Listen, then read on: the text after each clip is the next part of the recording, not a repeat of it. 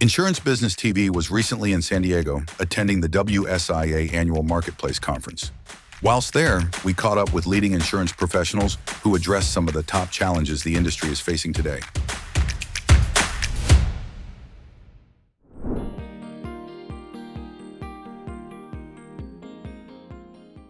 Protection gap is not small. It runs in tens of billions of dollars.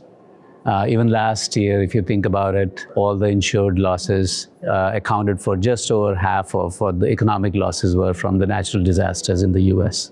So it's really big. If you think of the carriers, carriers bring capacity, capital, product development expertise to the table. Brokers bring really the customer intimacy, proximity, market insights, and distribution outreach. When those two strengths come together, that's where we can really find the right solutions for the customers.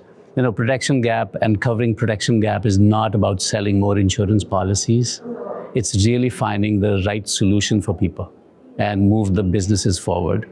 At the end of the day, when those two come together and really push that education forward, really shape the private-public partnerships forward, that's where really the change is going to be made. So I would say that those two players in the ecosystem, they have to work together. And also, it's not about like who owns the customer, it's more about who owns the solution.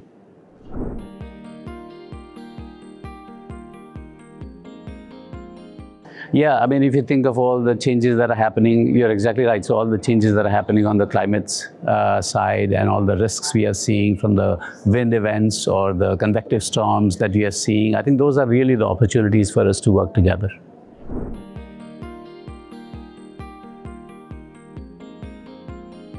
Yeah, see, our job as wholesalers, we bring the right solutions by working with the carriers, aligning the appetites, being very nimble, bringing the market insights to the carriers, and really reaching out to our customers to make sure we understand their needs and really quickly fulfilling those needs.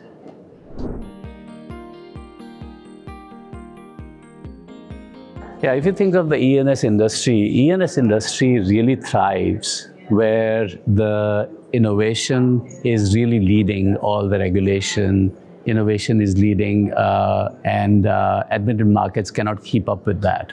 So if you really think there are three kind of broad factors that drive all the E&S growth. One is we spoke about this volatility driven by the climate change. The second would be the nuclear verdicts and what we are seeing on the casualty side. So I would say probably excess casualty is another line that is really, really hot right now. And especially in the sectors of transportation, construction. So we are seeing all that. And third is all the emerging risks. So things like tech, D&O, artificial intelligence is going to change that. Things that we are seeing in cyber. I think all those things are really, really looking promising. We know that the property market is softening right now, but it's only in the pockets. If you think all the exposure on the wildfire side, exposures on the wind side, convective storms we spoke about, I think those are really opportunities for us to find good solutions.